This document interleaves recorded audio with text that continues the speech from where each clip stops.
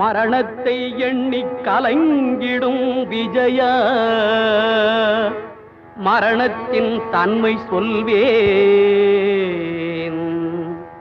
மானிடர் ஆன்மா மரணமெய்தாது மறுபடி பிறந்திருக்கும்.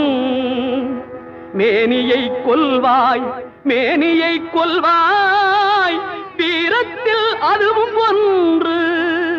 நீ விட்டு விட்டாலும் அவர்களில் மேனி வெந்துதான் தீரும் ஓர் நாள்.